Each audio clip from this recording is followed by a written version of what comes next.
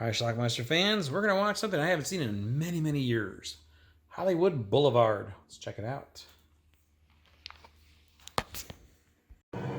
It is Miracle Pictures. They're filming a new movie. Paul Bartel, Mary Warnoff, another exploitation film. Trouble on the set?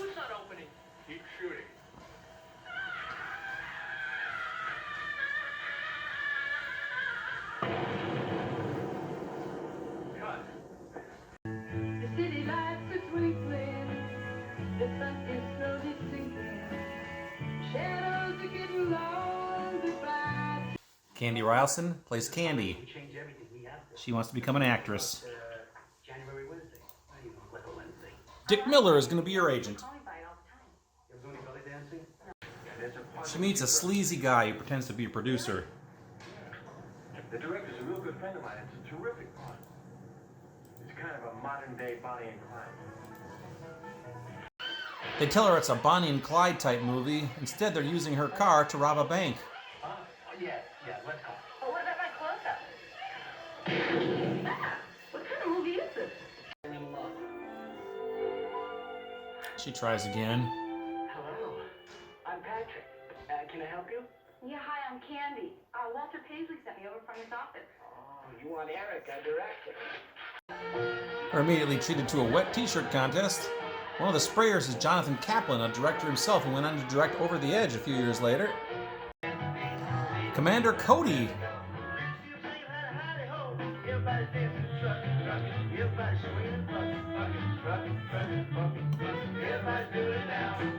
Anyway, she's sent to a jungle to film some sort of jungle movie.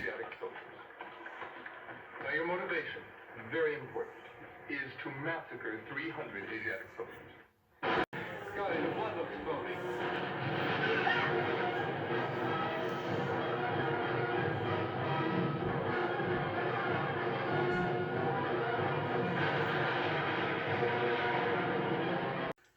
Mary McQueen is played by Mary Warnoff. She's kind of a bitch. She doesn't like the young starlets.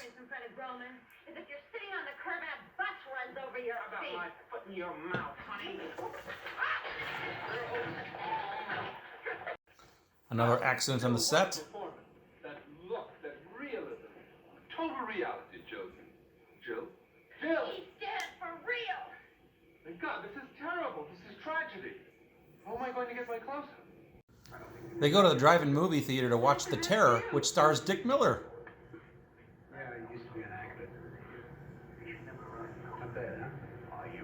Why'd you give it up? You know. The second feature, of course, is the movie they made.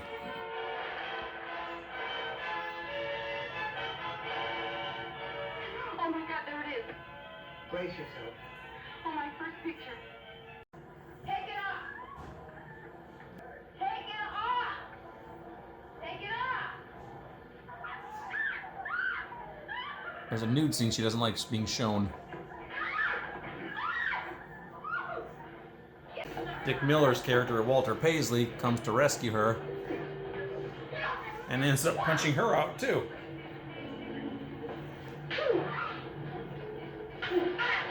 This picture. I don't know. I've written 5 others just like it.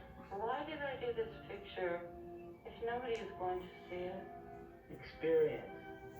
And you weren't bad.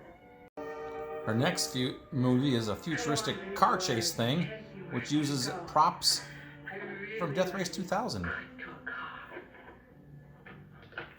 this stupid car has all the best lines in the whole movie. In this film, we are combining the myth of Romeo and Juliet with high-speed car action and a sincere plea for international atomic controls in our time. The brakes go out on their car, though, when they're being filmed. Seems like somebody's trying to sabotage. Well, it's a runaway car being... Or for unexplained reasons, before they go off the cliff, the car somehow stops.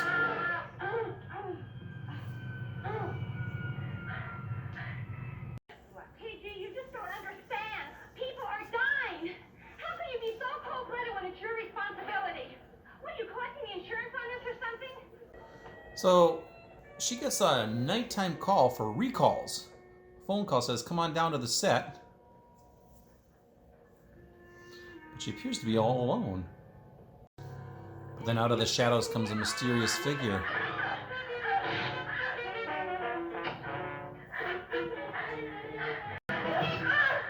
Now, whoever this is kills her.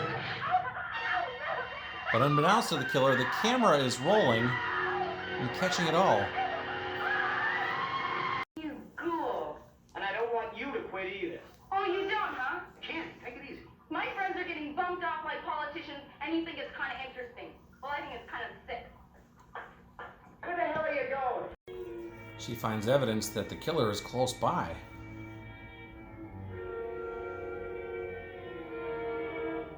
Looks like you're next. Well, they're watching the dailies and they come across the murder scene, and now they know that Mary is our killer. You got a kick in the head. I was just talking to her on the phone. Damn, should have known it. Well, Walter unknowingly sent Mary out to get Candy, who was sitting by the Hollywood sign. God damn it. She was trying to make the Y in Hollywood fall down and crush Candy. You'll never be a star now, you little cunt.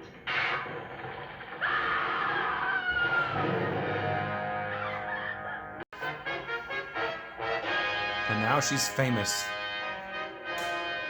Well, I suppose I was just perfect for the part. In fact, you played yourself, didn't you? I mean, the film was made from your experiences in Hollywood. Mine and others. Thank you, Walter. About this script, this All right, let's talk about Hollywood Boulevard. This is an old cable movie. It appeared back in the 80s, like 1982, 83, in that range. And I remember watching it, or at least seeing parts of it here and there. But it never really struck a chord with me over the years. But I ended up recording it, taping it, probably around 1989 or so. And I've seen it a couple times over the years. And it's a pretty darn good movie, actually. I think I enjoyed it more now than I ever did before when I watched it again just a few minutes ago.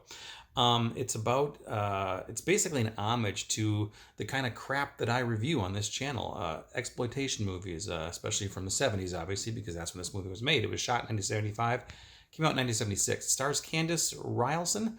You might remember her from a couple movies that I've reviewed, actually. Pets, and of course, Chatterbox, the talking vagina movie. And plus, she is an absolutely stunningly beautiful actress. She was in, I think, Candy Straight Nurses also, which I also reviewed.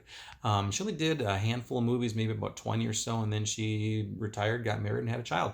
But anyway, Hollywood Boulevard. So it's almost like she plays herself in this movie. She, I think, comes from Indiana. Can't remember. But anyway, she comes to Hollywood seeking fame and fortune to be an actress, and she doesn't get anywhere, and she eventually hooks up with Dick Miller, who plays the character Walter Paisley, which he's played many times over the years, and he kind of becomes her agent, and he gets her involved in B movies, exploitation movies.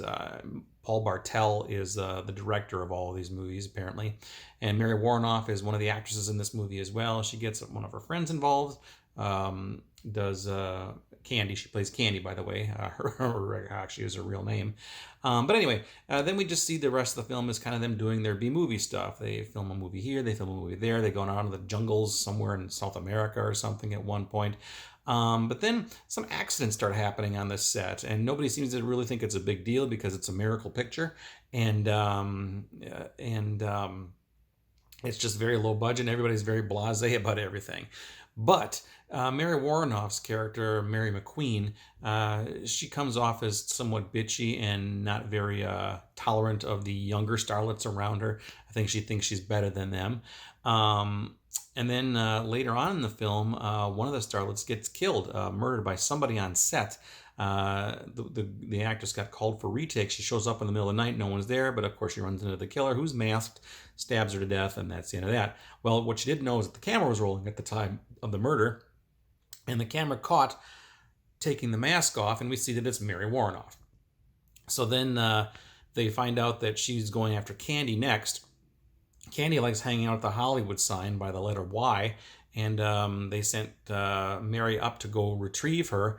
Of course, now they know she's a killer, so they got to get up there to try to save her, which eventually they do. The guy does, and Mary was trying to get the chop down the Y in Hollywood to make it crush Candy, but the tables were turned and she ended up crushing herself, and that's basically how the movie ends. Actually, not quite.